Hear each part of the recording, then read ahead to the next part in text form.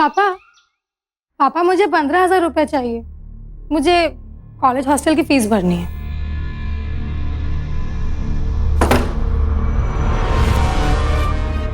सुनिए, घर खर्चा चलाने के लिए मुझे 35,000 की जरूरत होगी।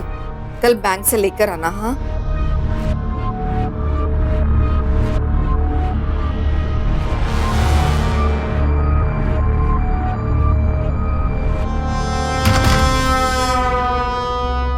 भैया, अब मुसीबत में आपसे पैसा नहीं मांगूंगी तो किसके पास जाऊंगी? इस बार 20,000 दे दो, मेरा काम चल जाएगा।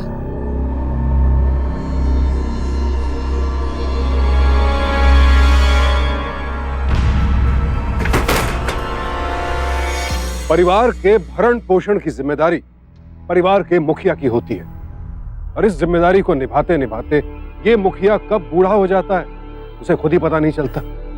लेकिन अगर इस सब के बदले में अंत में उसे सिर्फ स्वार्थ और परिवार की बेरुखी का सामना करना पड़े तो उसके दुख की सीमा आप नहीं समझ सकते, क्योंकि उसकी भी तो अपनी कुछ उम्मीदें होती हैं। लेकिन अगर परिवार के लोग सिर्फ अपने जरूरतों से रिश्ते रखने लगे तो फिर सबके बीच रहते हुए भी ये मुखिया अकेला और असहाय हो जाता है। यहाँ भी ऐसा ही हो रहा था। इस पिता, इस पति को सबने सिर्फ एटीएम समझकर रखा हुआ था और ये आने वाले किसी बड़े खतरे का संकेत था, क्योंकि स्वार्थ और अपराध का चोली दामन का साथ होता है। पानी,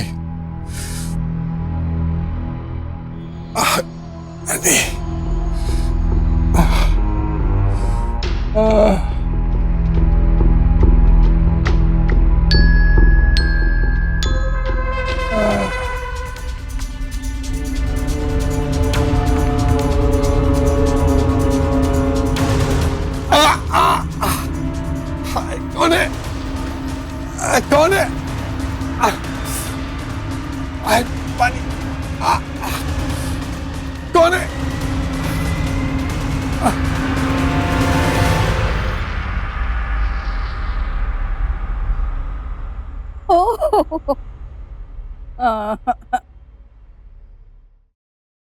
माँ, आप खुद दिन भर मोबाइल पे गेम खेलती रहती हो, फिर कहती हो गर्दन का दर्द ठीक नहीं होता। ओफो,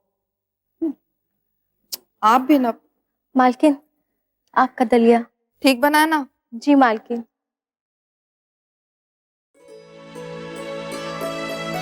अरे मीशा,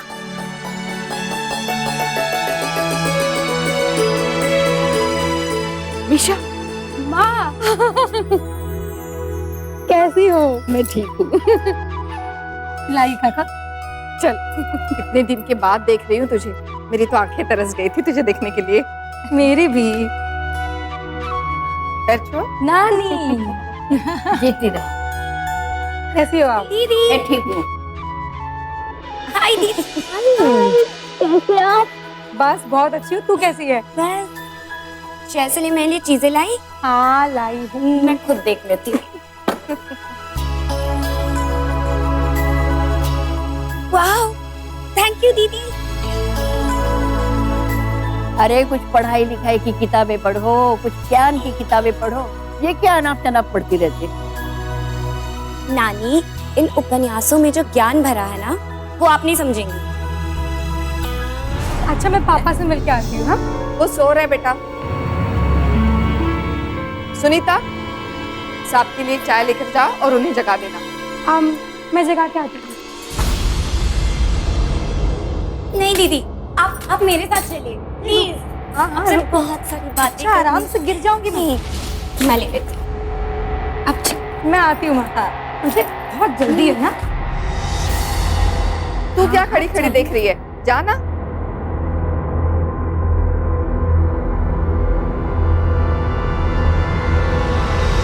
वाओ दीदी, आपने तो फैशन की दुकान ही खोल रखी है।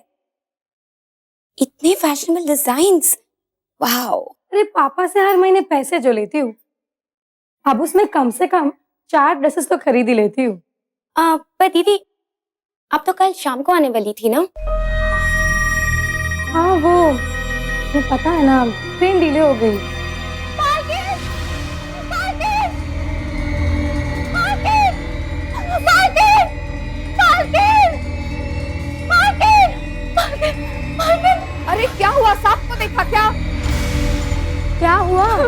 मालकिन वो मालकिन वो सांप मालकिन अरे बोल ना क्या हुआ? मालकिन वो सांप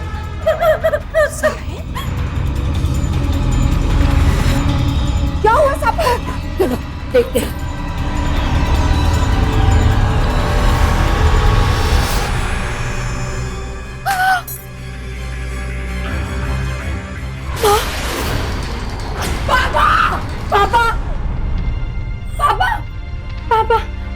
पापा माँ देखो ना। दीदी, किसने किया होगा पापा के साथ ऐसा?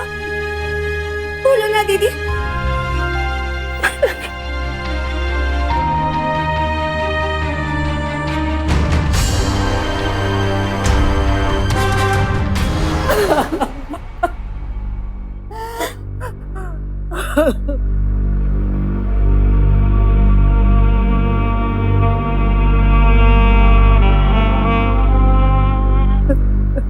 पापा की हत्या की गई है। हमें पुलिस को बुलाना होगा। दीदी, आप पुलिस को फोन लगाओ।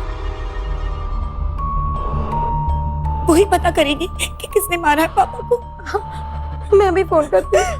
मेरा फोन माँ पापा की।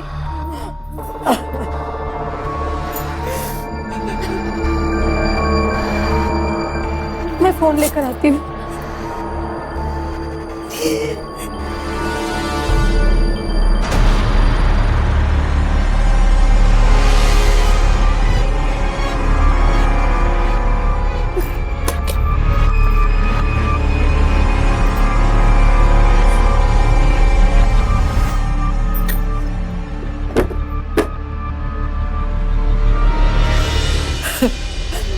कितना अच्छा था मेरा दामाद। उसने आज तक कभी किसी का बुरा नहीं किया, फिर उसके साथ बुरा क्यों किया?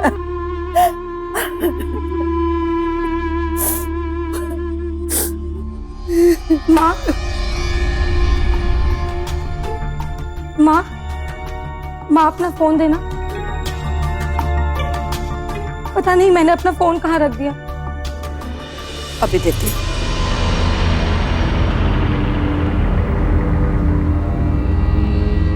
यहीं पे तो रखा था मैंने।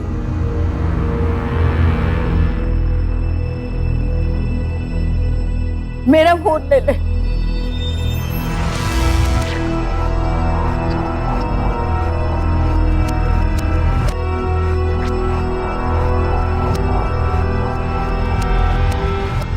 अरे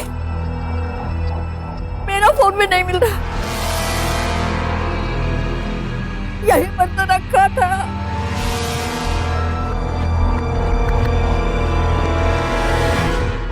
दीदी अपना फोन देना। दीदी, मैंने अपना मोबाइल रिपेयरिंग में दिया है। मेरे पास नहीं है। मैं लैंडलाइन में देखती हूँ।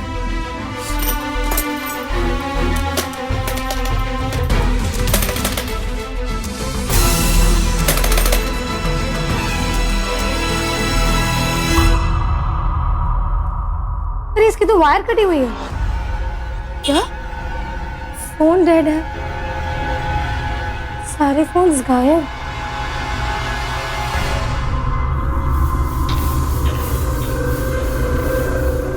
इसका मतलब पापा को मारने वाले ने ही सबके फोन गायब किए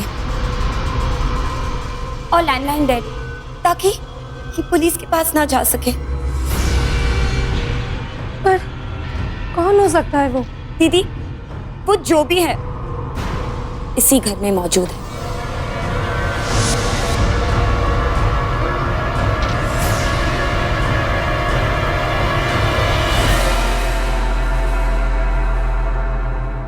तू मुझे क्यों देख रही है? क्या सोच रही है तू? श्याम जी को मैंने मारा है? ये मैं नहीं, आप खुद कह रही है। दीदी तू माँ पे शक करे? हाँ, पापा की मौत का फायदा सबसे ज्यादा माँ को ही होगा। पापा की जमीन जायदाद ये अकेली ही मालकिन बन जाएगी, क्योंकि पापा ने तो कोई विल बनाई नहीं थी। बस अदिति, अब एक और शब्द नहीं बोलेगी तू। अदिति, ये क्या लगा रखा है तूने? वहाँ पापा चल बसे और तू माँ का सहारा बनने के बजाय उन पे शक करी। दीदी, आप यहाँ नहीं रहती, आपको नहीं पता आजकल यहाँ क्या हो रहा है। लेकिन फोन गायब करके भी आप बच नहीं सकते। मैं पुलिस को अकेले ही बुलाऊंगी। ये क्या बोल रही है?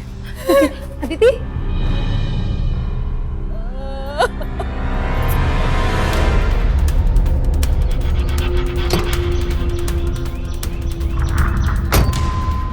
अदिति, अदिति सुन मेरी बात।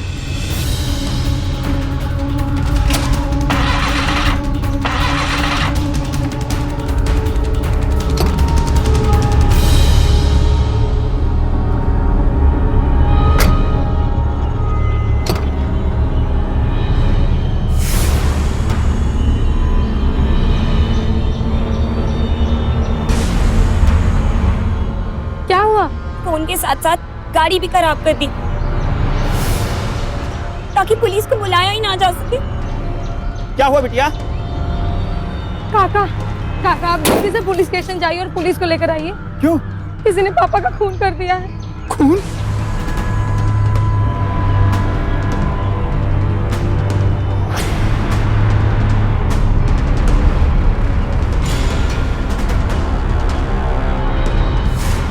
अदिति सुन, मैं जानती हूँ तू परेशान है, माँ भी बहुत परेशान है। प्लीज उन्हें और परेशान मत कर। वैसे भी 2-3 घंटे में काका पुलिस को लेके आ जाएंगे ना। जाने दे मीशा, बोलने दे इसे जो जी में आए, मत रोक इसे। जो मुझे कहना था मैंने कह दिया। झूठ बोलने से सच नहीं बदलता। बस, तू अपने माँ पर इल्जाम लगा रही है। अरे अपने पापा को तू भी तो मार सकती है। भूल गई 2 दिन पहले क्या हुआ था? क्या हुआ था? बेटा, मैंने तुम्हें समझाया था ना, अजय अच्छा लड़का नहीं है, फिर वो तुम्हें क्यों मिलने आता है? पापा, वो मेरा दोस्त है। आवारा है आवारा, और मैं चाहता हूँ आज के बाद ना वो तुम्हें यहाँ मिलने आए, ना तुम उसे मिलने जाओ, समझी? वो आएगा और मैं उसे मिलूंगी, और अगर किसी ने मुझे रोकने की कोशिश की तो मैं उसे। रुक क्यों गई? बोल, उस लड़के के लिए तू अपने बाप को धमकी दे रही है? नानी, तो आप ये कहना चाहती हैं कि एक लड़के की दोस्ती के लिए मैंने पापा को मार दिया? ये हम नहीं, तू खुद कह रही है। भगवान के लिए बंद करो एक दूसरे पे इल्जाम लगाना। वैसे भी जमीन को लेकर हमारे रिश्तेदारों ने पापा से बहुत झगड़ा किया है। ये भी तो हो सकता है कि उनमें से किसी ने।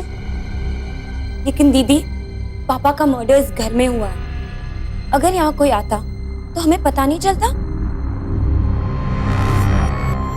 लेकिन यहाँ कोई भी चोरी छिपे आ सकता है पीछे वाले दरवाजे से। पर हॉल में तो सुनीता सोती है। अगर यहाँ कोई आता तो सुनीता को पता नहीं चलता। पर ये सुनीता है कहाँ? कहीं नजर नहीं आ रही।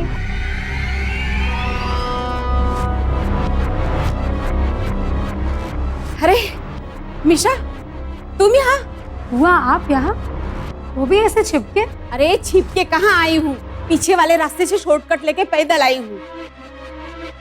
पैदल क्यों? अरे ऑटो में ही आ रही थी, वही रास्ते में खराब हो गई, इसलिए पैदल आना पड़ा।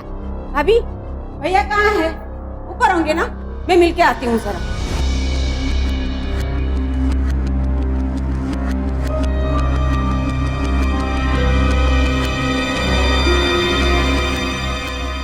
भैया,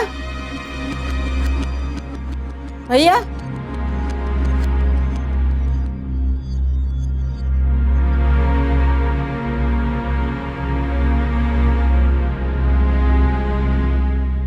भैया कहाँ है?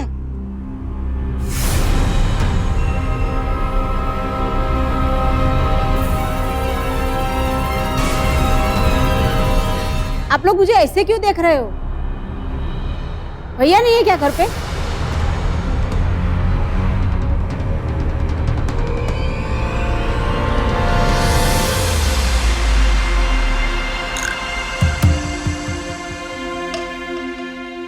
पापा पापा कहाँ गए? ये क्या? पापा की लाश को किसी ने गायब कर दिया। लाश? क्या मतलब है तेरा? हाँ रेखा, तुम्हारे भाई को किसी ने मार दिया है। हाँ बुआ, ये सच है। पापा मर चुके हैं। नहीं भैया, भैया, मेरे भैया किसने मार डाला? मेरे भैया को किसने मार डाला? मेरा भैया, भैया। आदित्य, मुझे तो लगता है ये किसी बाहर वाले का काम है। दामाद जी को सब लोग बहुत प्यार करते थे। बाहर वाला कौन? अगर मुझे पता होता ना, उसका गला दबा देती। गला नहीं, किसी ने कोई भारी चीज पापा के सर पे मारी है। मुझे तो लगता है कोई हमारे खिलाफ गहरी साजिश कर रहा है। देखना, पहले दामाद जी की हत्या, फिर उनकी लाश गायब हो गई। कहीं ऐसा तो नहीं वो हम सबको मारना चाहता? आपको किस पे शक है नानी? शक? भाभी, ये सब कैसे हो गया? किसने मार दिया मेरे भैया को? बुआ पानी पीजिए। भैया तो हमेशा सबकी मदद करते थे, फिर उनका कौन दुश्मन बन गया? मेरे भैया, अब मेरा कौन ध्यान रखेगा? सुनीता, किधर हो सुनीता? बाहर आओ।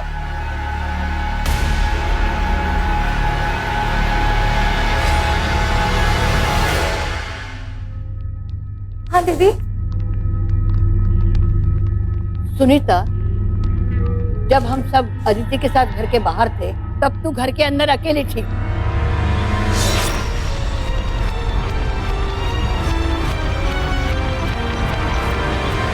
पता तूने श्याम जी को?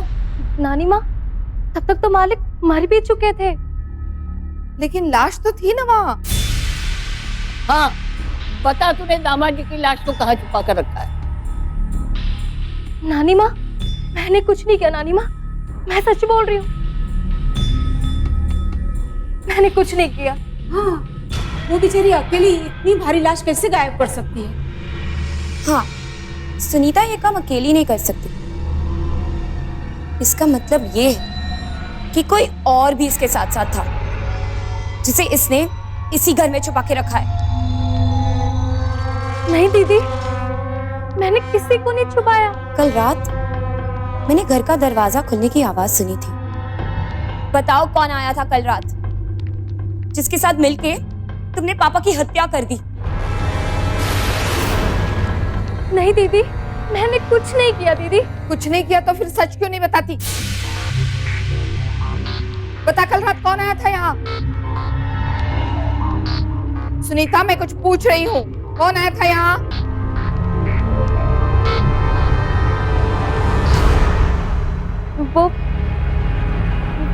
वो मालकिन।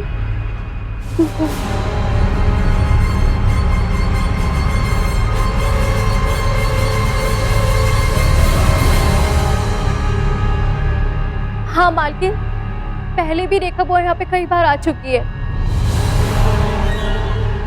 और इन्होंने ही मुझको मना किया था आप सबको यहाँ पे बताने के लिए। मैं मानती हूँ भाभी, मैं कल रात को यहाँ आई थी और मैंने सुनीता से छुपाने के लिए इसलिए कहा था क्योंकि आप मुझे भैया से मिलने ही नहीं देती। क्योंकि तुम हमेशा अपनी मतलब के लिए आती हो। ना जाने कितने पैसे ले चुकी हो उनके पास। लेकिन रेखा, तुमने उन्हें मारा क्यों? माँ प्लीज, बुआ से ऐसे बात मत कीजिए।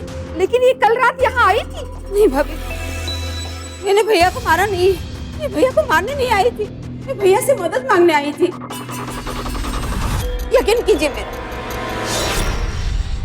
देखो रेखा, इस बार मुझे माफ कर देना। पर इस बार मैं कुछ मदद नहीं कर पाऊंगा। मैं खुद कर्जे में डूबा हुआ हूं, बल्कि मुझे खुद पैसे की सख्त जरूरत है। अगर मेरी कुछ मदद कर सकती हो तो। कल तुम्हें तुम्हारी भैया ने पैसे नहीं दिए, कहीं इसीलिए तो तुमने अपने भैया को। भाभी, फिर आज क्यों आई हो यहाँ?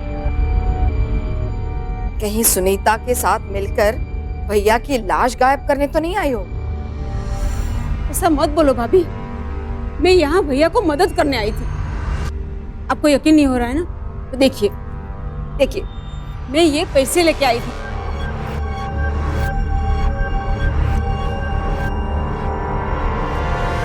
रेखा बिल्कुल सही बोल रही है। श्याम जी पर बहुत कर्जा चढ़ गया था। नानी, पापा पे कर्जा था, ये आपको कैसे पता चला? पापा ने तो कभी कुछ नहीं बताया। कोई भी बाप अपना दुख बेटियों को नहीं बताता। और एक दिन श्याम जी मजबूर होकर मुझे सब बताने लगे। मुझसे कुछ मदद भी मांगी। यादव साहब, बस और थोड़ा वक्त मिल जाता तो आपके सारे पैसे ब्याज समेत चुका दूंगा। अब मैं करता हूं फोन। माँ जी, अब आपसे किस तरह से बात करूं, पर हालत ही कुछ ऐसी है। अगर आपसे कुछ मदद मिल जाती तो।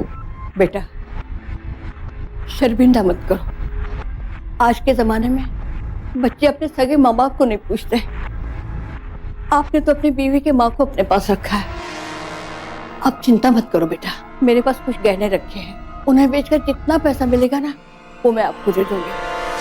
मैं अपने जेवर उन्हें देना चाहती थी, मगर कुछ दिन पहले मेरे लॉकर की चाबी खो गई थी। मैं उन्हें जेवर नहीं दे सकी।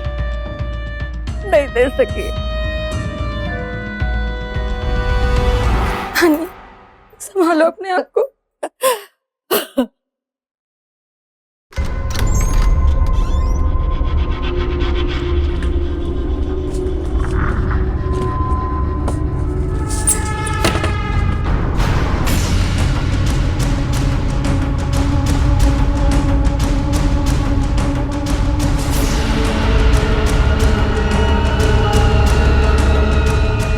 दीदी, माँ, नानी, बुआ, सब आओ, जल्दी आओ।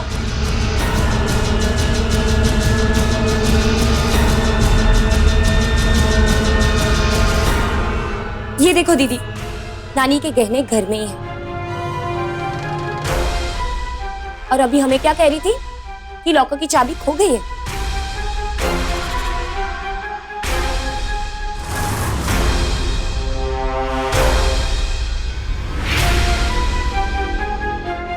आपकी झूठ बोलने की वजह कहीं मेरे पापा को आपने ही तो। तू गलत सोच रही है बेटा। पर नानी, आपने हमसे झूठ क्यों बोला? देख बेटा, मैं दामाद जी को गहने नहीं देना चाहती थी।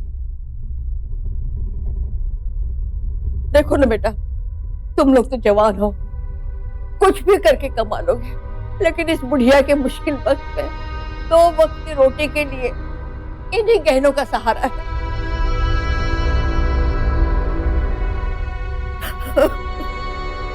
बुरे वक्त से बचने के लिए आपने वक्त से पहले मेरे पापा को भगवान के पास पहुंचा दिया।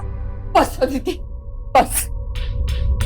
जैसे तूने मेरे कमरे की तलाशी ली है ना, वैसे सबके कमरे की तलाशी ली, अपने कमरे की भी।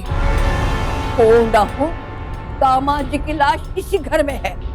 जिसने दामाद जी को मारा ना, उसी ने लाश छुपाई हुई।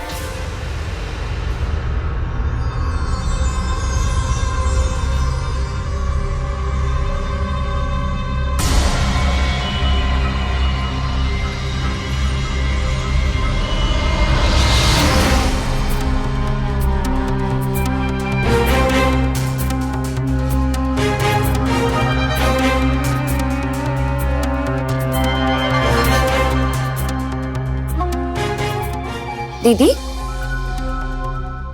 ये तो इंसुलिन का इंजेक्शन है। पापा अपनी शुगर कंट्रोल करने के लिए लेते हैं। दिखा? नहीं दीदी, इसे हाथ मत लगाना। पापा की हत्या के समय आप घर पे नहीं थे। अगर आपके फिंगरप्रिंट्स यहाँ किसी भी सस्पिशियस चीज पे मिले तो पुलिस आप पे भी शक कर सकती है। लेकिन इस दवाई में क्या सस्पिशन है? सस्पिशन है दीदी। पापा इंजेक्शन लेके इस तरह नीचे नहीं फेंकते थे। इसका मतलब ये है इंजेक्शन का डोज किसी और ने दिया है। लेकिन किसी को दवाई देना मारना कैसे हुआ? डायबिटीज के पेशेंट को अगर ओवरडोज दिया जाए तो वो मर भी सकता है। तो मालकिन, आपने वो दवा मुझसे साहब को मरवाने के लिए मंगवाई थी? तो पागल हो गई है सुनीता। आप इस पे चिल्ला रही है क्योंकि इसने क्या इसने?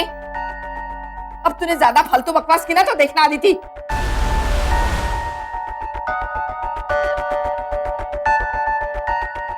आप मुझे ऐसे मत देखो। मैं मानती हूँ कि मैंने सुनीता से दवाई मांगी थी, लेकिन श्याम जी ने मुझे खुद कहा था दवाई मंगवाने के लिए। लेकिन मैंने आज तक आपको पापा का ख्याल रखते नहीं देखा। पापा तो अपना इंजेक्शन खुद लेते थे, फिर वो आपसे क्यों कहेंगे? कहीं आपने तो उन्हें ओवरडोज नहीं दिया? अदिति, पापा की मौत दवाई से नहीं हुई थी, उनके सर पे चोट का निशान था। हाँ, उनकी मौत दवाई से नहीं हुई, किसी ने सर पे मारा था।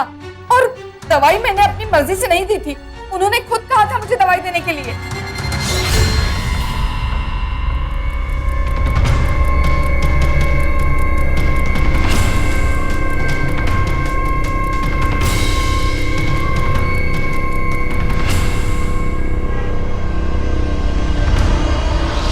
मम्मी, आप सच कह रहे हैं ना? पापा ने खुद आपसे कहा था इंसुलिन का इंजेक्शन देने? तेरी माँ बिल्कुल सच कह रही है। मैं उस टाइम वहीं पर थी जब श्याम जी ने तेरी माँ को इंजेक्शन लगाने के लिए कहा था।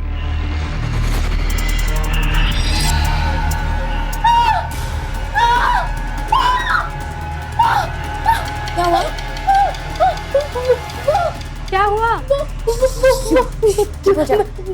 या किसी को बताना मत, किसी पे भरोसा अरे मत करना। तू मेरे साथ चल दीदी।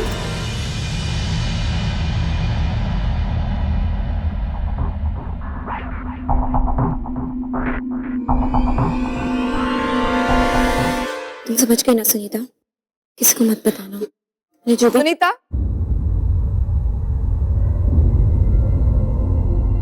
क्या देखा तूने? क्यों चिल्लाई? सुनीता, तू डर मत, सच सच बोल, क्या देखा तूने? नहीं, मैं कुछ नहीं बता सकती। अदिति, तुमने सुनीता को सच बोलने से मना किया है ना? हाँ सुनीता, तुमने ऐसा क्या देख लिया जो तुम इतना जोर से चिल्लाई? वो मुझे बता चुकी है, पर वो आपको नहीं बताएगी। अदिति, क्या है ये सब? हत्यारे को पकड़वाने की कोशिश। अदिति, कहीं ऐसा तो नहीं है इन सब में तेरा हाथ है, इससे तो अपनी माँ को जानबूझ के फंसा रही है? अब मुझे जो भी बोलना है मैं डायरेक्ट पुलिस को बताऊंगी। क्या बताएगी? बोल, क्या बताएगी? ज्यादा चालाक बनने की कोशिश मत कर। कल रात को मैंने हॉल में से देखा था, तू श्याम जी के कमरे में गई थी।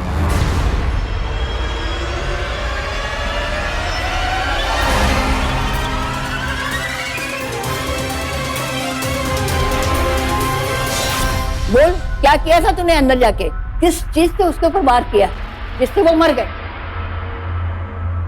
मैं पापा के रूम में गई थी, पर मैंने उन्हें मारा नहीं है।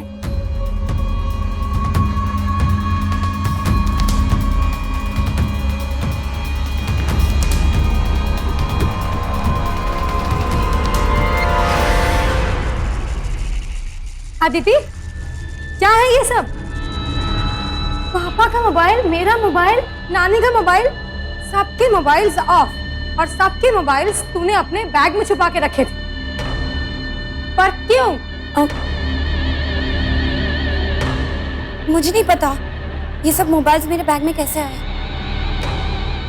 कोई मुझे फंसाने की कोशिश कर रहा है। तुझे कोई फंसा रहा है या तू किसी को फंसाना चाहती है? अदिति, सच सच बोल।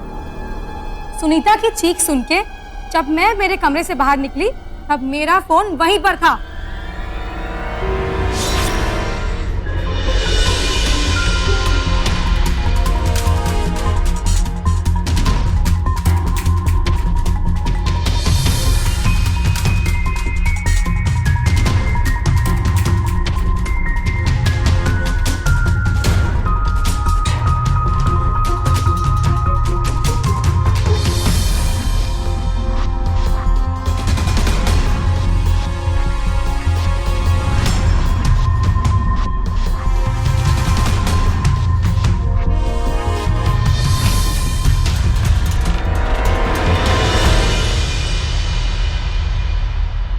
अदिति, क्या खेल खेल रही है तू? इसका मतलब गाड़ी भी तूने ही खराब की थी, है ना?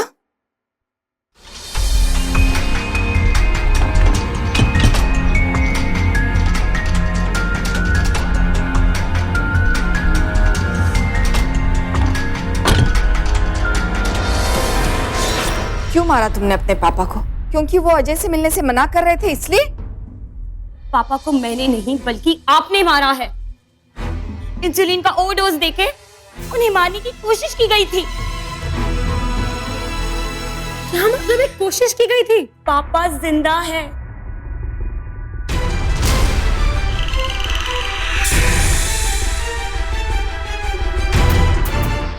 आओ मेरे साथ।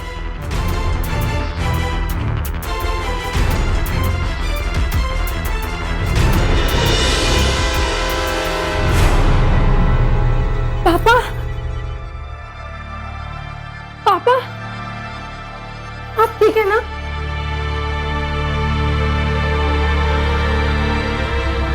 कल रात जब मैं अपने कमरे में थी तो पापा ने मुझे फोन किया। जी पापा। बेटा, मेरी तबीयत बहुत खराब है, जल्दी से आ जाओ। मैं आ रही हूँ पापा।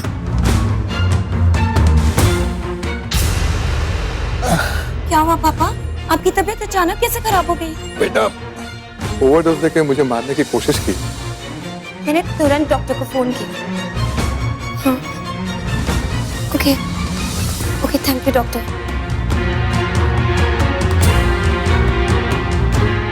घबराओ मत पापा।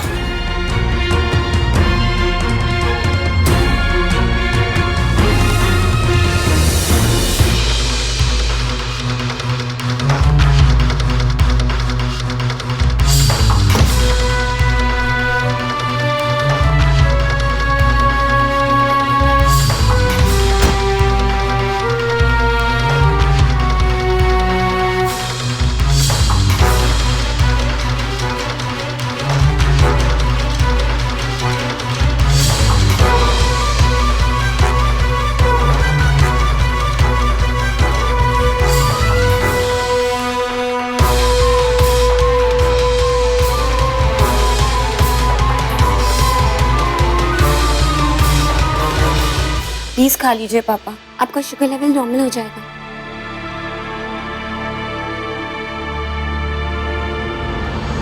पूरे 2 घंटे लगे पापा की तबीयत ठीक होने में।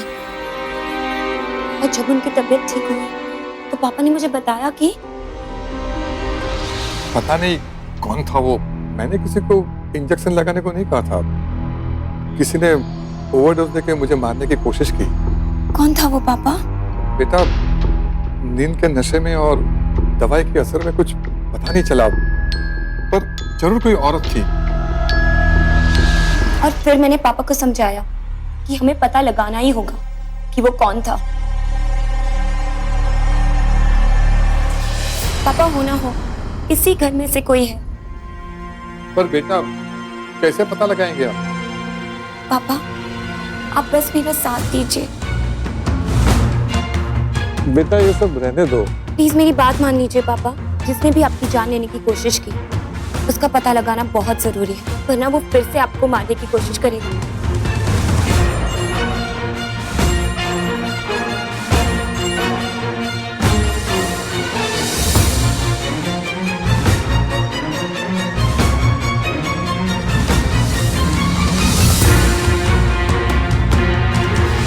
और और जब हम सब नीचे आए तब पापा खुद उठकर कमरे से बाहर चले गए।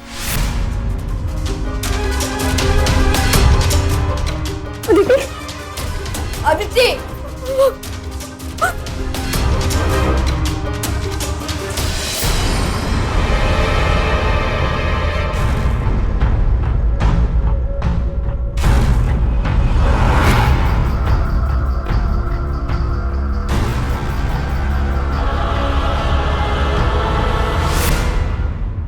फिर इंजेक्शन की बोतल दिखा के मैंने माँ को सच बोलने पे मजबूर कर दिया।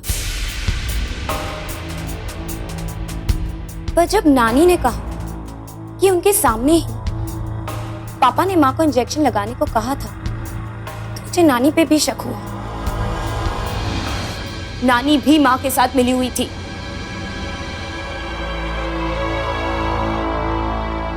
और फिर सुनीता ने पापा को देख लिया।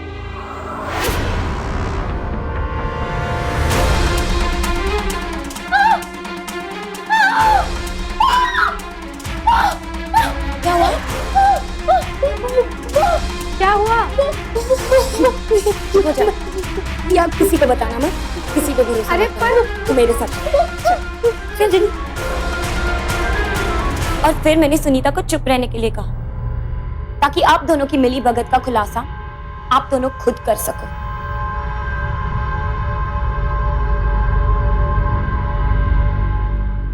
माँ, नानी, आप दोनों ने सच में पापा को जान से मारने की कोशिश की? नानी, आखिर क्यों? बेटा, श्याम जी ने मुझे बताया कि वो सर से पांव तक कर्ज में डूबे हैं। ये घर, खेत सब गिरवी रखे। मैं घबरा गई। मैं अपने जेवर नहीं देना चाहती थी।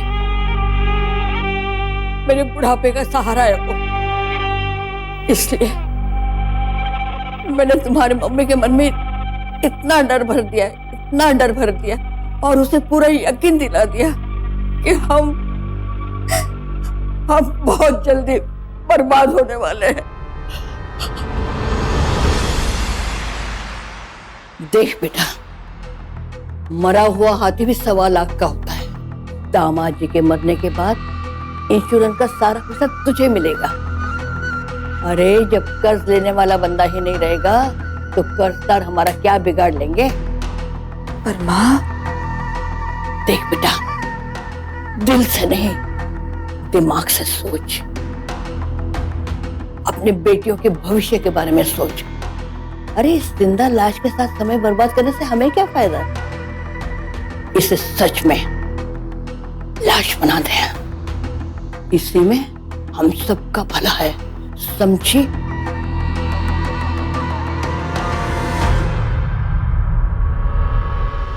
पानी।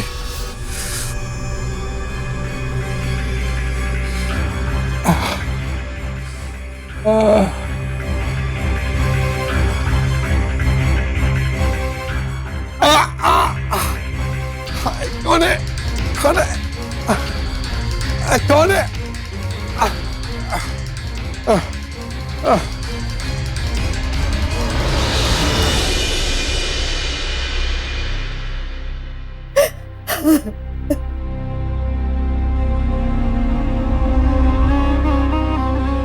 भैया, मुझे माफ कर देना। मैं कभी आपकी फीलिंग्स को समझ ही नहीं पाई। सिर्फ पैसे और मतलब से ही आपको याद किया।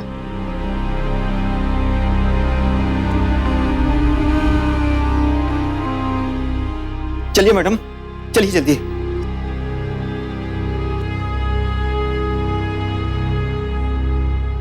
मैडम, ये मेरी माँ और मेरी नानी, इन दोनों ने मिलके मेरे पापा को मारने की कोशिश की थी। गिरफ्तार कर लो इनको। चलिए।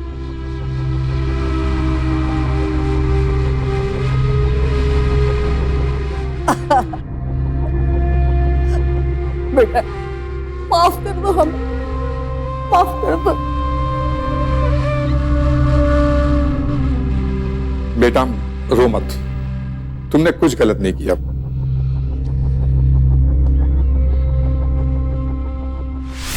कहते हैं कि इस दुनिया में सबसे बड़ा शाश्वत सत्य है मौत, और यह भी सच है कि जब घर में किसी की मौत होती है तो कई सगे संबंधियों के चेहरों से नकाब हट जाते हैं, सबकी असलियत सामने आ जाती है, पता चल जाता है कि कौन वाकई अपना था और कौन सिर्फ नाम के लिए। माना कि पैसा जिंदगी के लिए बहुत जरूरी है, लेकिन रिश्तों से ज्यादा नहीं, क्योंकि रिश्तों के बगैर इंसान सिर्फ एक जिंदा लाश बनकर रह जाता है। सोचिए, क्या पैसा पति, पिता, बेटे, दोस्त किसी की भी जगह ले सकता है? कभी नहीं। जो लोग रिश्तों को पैसों से तोलते हैं और हर बात में सिर्फ अपना फायदा ढूंढने की कोशिश करते हैं, यकीन मानिए जिंदगी भर नुकसान में रहते हैं ऐसे लोग। परिवार का मुखिया अपने परिवार के लिए पूरा जीवन न्योछावर कर देता है, तो क्या उसके जीवन, उसकी भावनाओं की परवाह पूरे परिवार को नहीं होनी चाहिए? जिस परिवार में रिश्ते कमजोर पड़ जाएं, पैसा और स्वार्थ हावी हो जाए, उस परिवार पर अपराध का साया पड़ते देर नहीं लगती है।